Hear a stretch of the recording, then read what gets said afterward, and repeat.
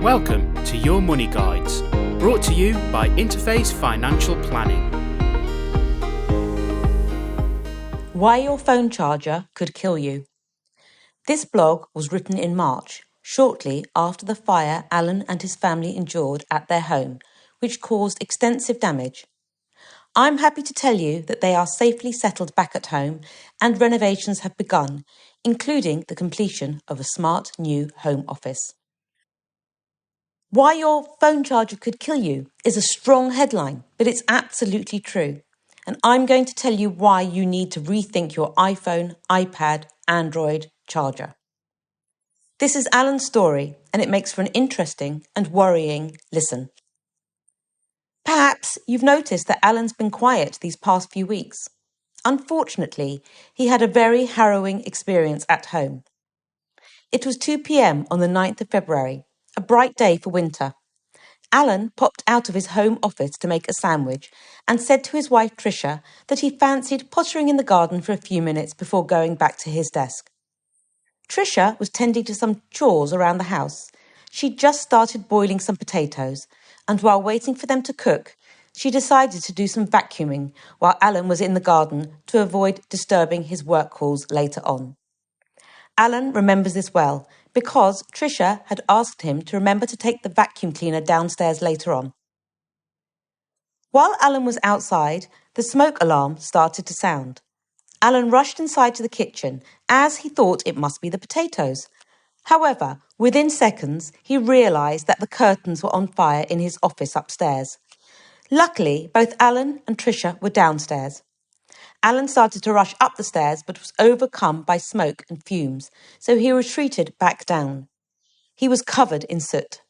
Meanwhile, Trisha had called 999 and the fire engines arrived within 5 minutes. At this point, Alan and Trisha were in shock.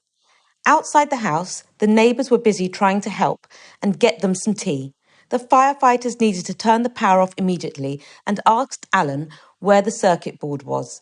It was in the garage, and he needed the keys, so without thinking, he started to go back into the house, but immediately he was stopped by the firemen, who instructed him that it was completely unsafe for him to go back inside. The fire was still raging, and there were plumes of smoke. Alan told the firemen where the keys to the garage were, and they turned the power off. By this point, it was 3 p.m. There were 2 fire trucks, and the road was closed off.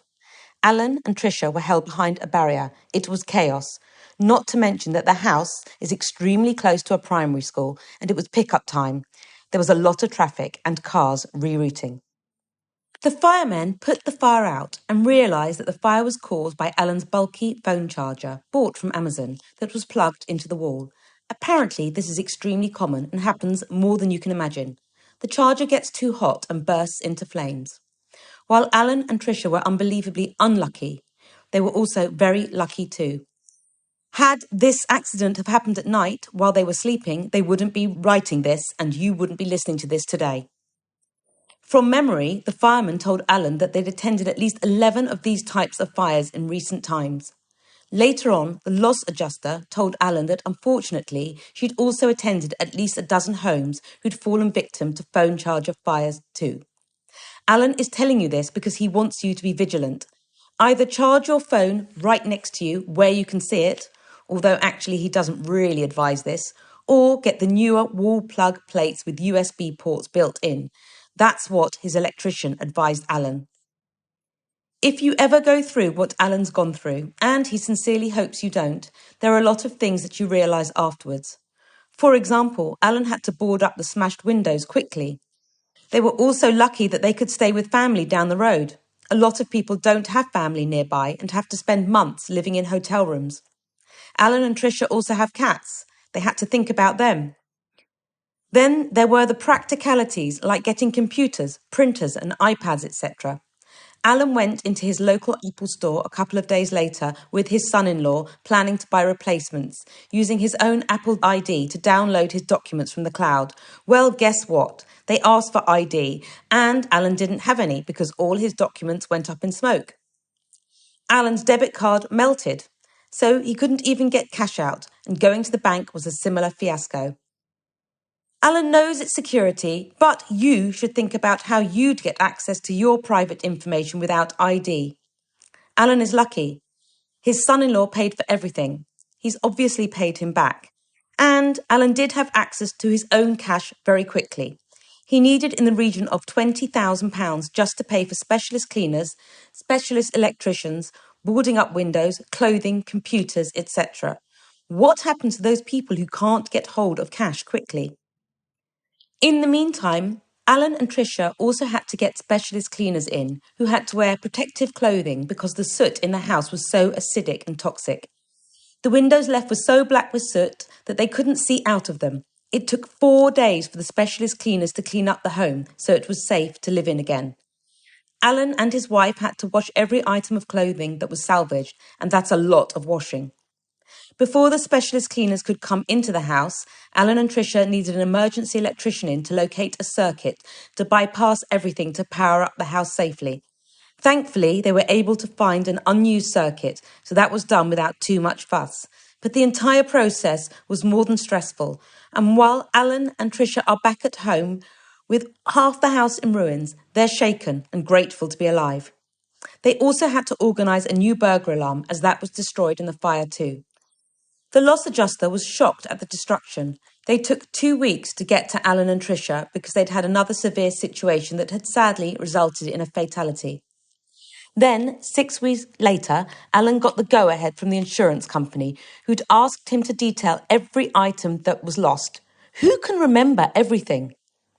Alan and Trisha started writing things down, but honestly, it's impossible to remember it all. The insurance company asked for receipts and photographs of the items lost in the fire. Who photographs their modem, for example? Certainly not Alan. Any receipts he had, and he didn't have many, he doesn't tend to keep receipts from 25 years ago, went up in flames. You just have to do your best, and it isn't easy. Thank goodness for insurance, though. You must make sure you have suitable insurance in place, but that will be a blog for another day. Alan will talk about the importance of home insurance, working from home insurance, and having some sort of plan in place for these emergency situations in another piece. He's telling you his story because he wants to help you and for you to learn from his unfortunate situation. Please do have some readily available cash. Not at home, it might go up in smoke. Please rethink your phone chargers, bin those Amazon wall chargers, change your plug plates, and make sure your back door or garage keys are easily accessible for emergencies. And if you have a fire, get out of your house immediately. Thank you. For more information, visit our website at interfacefinancialplanning.co.uk.